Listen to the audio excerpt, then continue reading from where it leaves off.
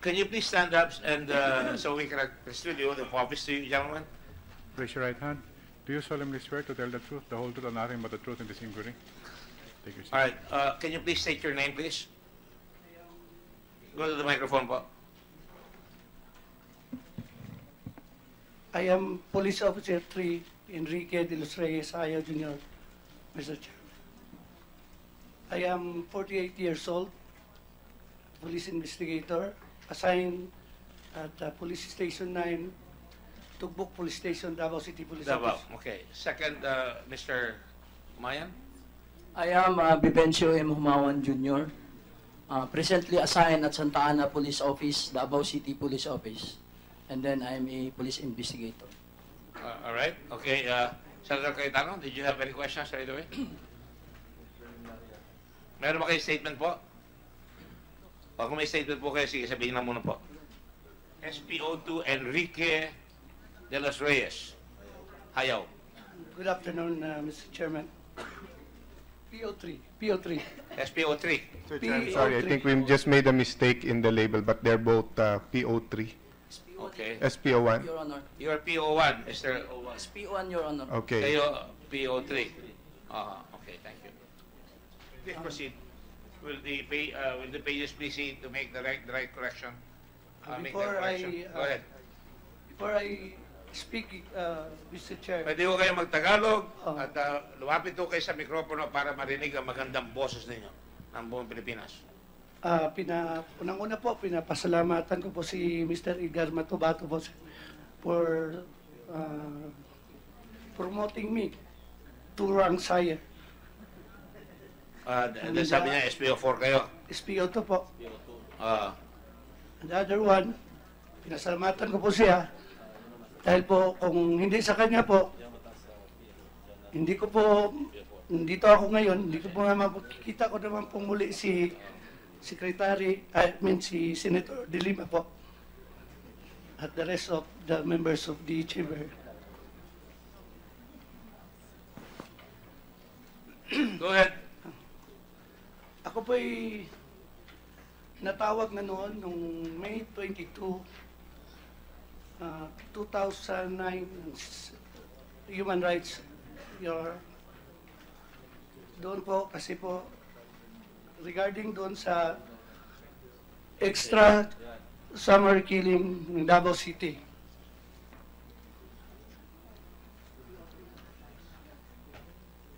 Sa order po ng subpoena po na pinadala sa amin ng CHR, I place in number 9 sa roster po. Masyado akong napupromote yun, kuya. Mr. Matubato, ayusin mo nga lang please. Ano, ha? Paano?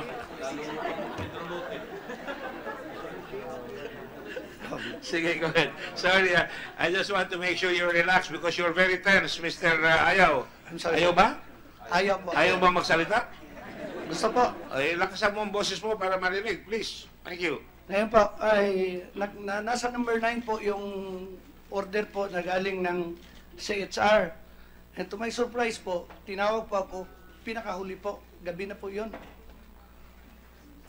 And after I gave my accounts doon po nga sa investigation na i-conduct nila po, umalis po ako sa waterfront po kasi yun ang nangyari, sir. So, for the record, you're accompanied by lawyer, attorney, malaki. Yeah, tumaas ka pa, tumayo ka pa, ha? Okay. And Attorney Milton, right? For Mr. Humayan. Just for the record, para sigurado tayo Humayan. Go ahead, please. I'm sorry. Thank you. After po, nung nagbigay na po ako ng statement ko doon sa investigation, lumabas po ako sa hall nung waterfront. But may humabol po kasi sa akin lalaki na nagpakilala po siya na one of the staffs po ni Secretary, ni Chairperson De Lima po ng CHR. Sabi po niya sa akin na maghintay na po ako kay Chairperson De Lima kasi may sasabihin ako sa akin. So, bumalik ako sa hall at in-approach po ako ni Secretary De Lima, ni Chairperson De Lima. Yun po, sinabi niya sa akin po na gusto po niya na i-discuss namin po yung developments regarding doon po sa pagkatanggal ko. Kasi nung inimbestigahan po ako, natanggal na po ako sa serbisyo noon po. May pending case po ako, administrative, on appeal sa Napolcom.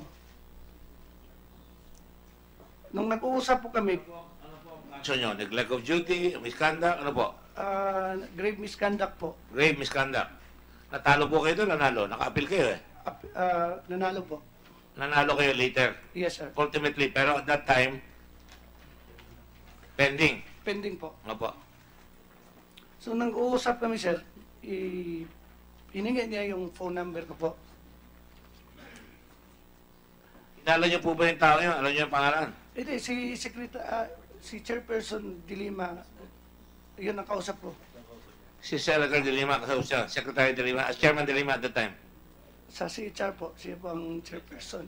Siya mismo. Yes, Mr. Chairman. Alright, sige. Habang na kami nag-uusap, ginukuha niya yung cellphone number ko po.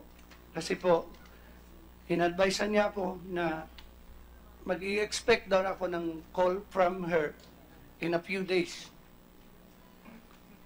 On May 25, 2009, naka-receive nga po ako ng tawag mismo ni Chairperson De Lima. Dito pa ngayon po yung cellphone number, sir. And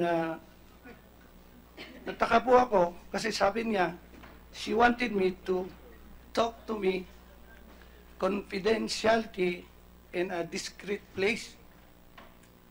Doon po ako nagtaka, sir, bakit ako papatawag sa discreet place? And of course, wala po ako sa posisyon na magtanggi sa kanya, sir.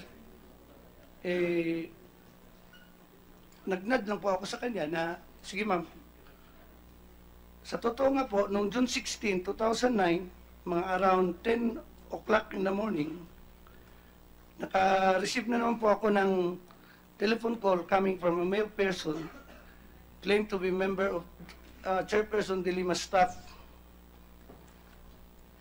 Ang numero pong ginamit niya, sir, kagaya po nung same number na ginamit nung kami po nag-uusap ni Chairperson De Lima over the phone.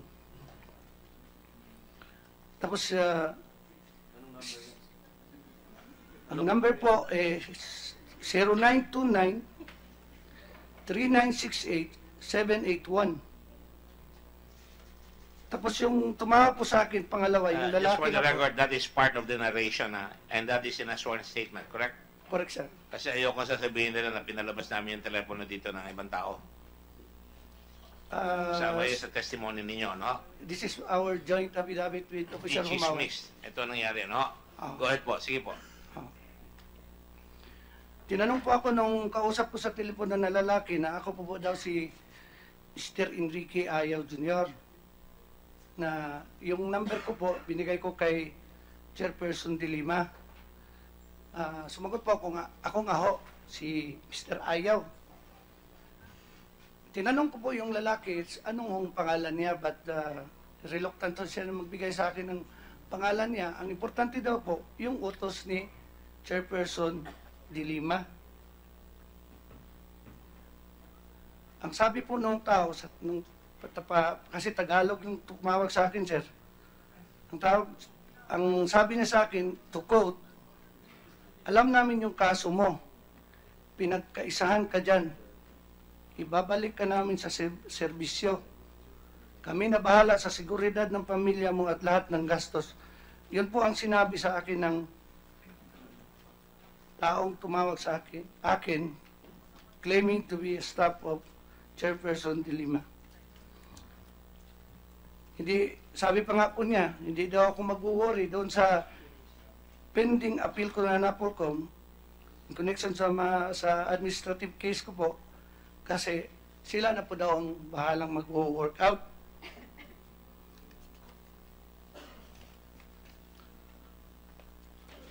At about 3 p.m. po, same day, June 16, same person po, tumawag again sa akin po. Hinihingi niya yung case folder ko, supposedly, i-review daw nila po yung pending case ko sa Napolcom. Sinabi ko po na halongkatin ko muna yung records ko doon sa lawyer ko po. Sabi niya, ini-expect daw ni Chairperson de Lima yung papeles po, kasi po, yung Chief of Staff ng PNP, yung Chief PNP noon, si Director General Versosa pa po, gusto po daw akong kausapin doon sa undisclosed place lang ang sinabi sa akin, sir. Same date, at around 6 p.m., tumawag na naman sa akin yung lalaki, hinihingi sa akin yung records ko sa admin case ko nga po. Sinabi ko lang po sa kanya, nakakuha ako ng isa. Tapos ni-remind na naman po niya ako na mag-i-expect ng call again. After ko po na-receive yung last tawag, ilang mga vehicles po kasi nag-surveil, parang nagkikasing sa bahay, sir. So, para mawala yung worry ng pamilya ko, sir, sinira ko yung simpa ko, sir, para wala ng contact.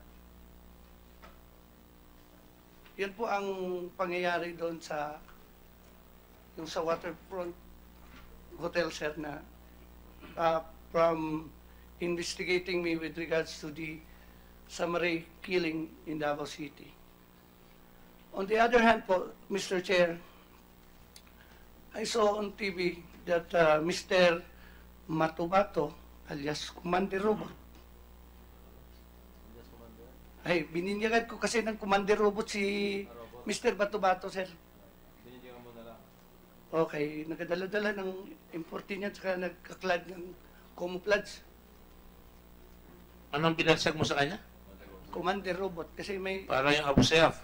Kasi may shades din siya, parang kay Abu Sayyaf, sir. Mga magkamukha sila may magkamukha shades. sila, sir. Dinadrag ko niya yung pangalan ko na part po ako sa assassination ni John Puras Pala po, yung radio commentator. That accusation, Your Honor, is categorically denied by me, Your Honor. Sa sworn statement po ni Edgar Matubato, dated September 4, 2014, in paragraph 66 to 71, sabi po ni Mr. Matubato, si John Pala po ay binaril between 3 to 4 p.m. Wala akong specific na month po yung kanyang sworn affidavit po. Pero may mga nakalap po kaming mga documentary evidence po to show na si John Puras Pala po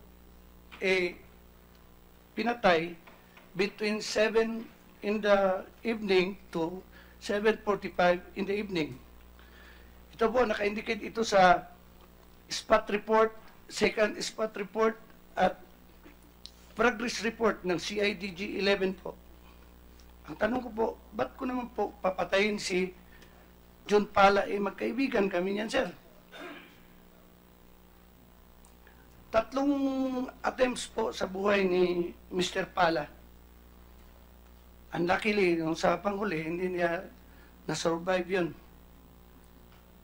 Yung second and first and second attempt sa life ni Pala po, di ko lang po matandaan kung sa first o sa second ba na attempt na isa po ako sa nakaresponde po sa kanya. Nakita ko po maraming tao, hinintuan ko yung crime scene, may nakita ako isang pulis doon na taga San Pedro Police na naka-uniforme. Agad-agad doon namin dinala si John Pala sa hospital. Sa ganung insidente po, kung meron akong masamang balak kay John Pala, eh doon na po. Sa sasakyan pa lang po, iikot-ikot ko lang sa matraffic na lugar, eh, mauubusan na siya ng dugo. Kasi yung tama ni John Pala, eh, nasa liig.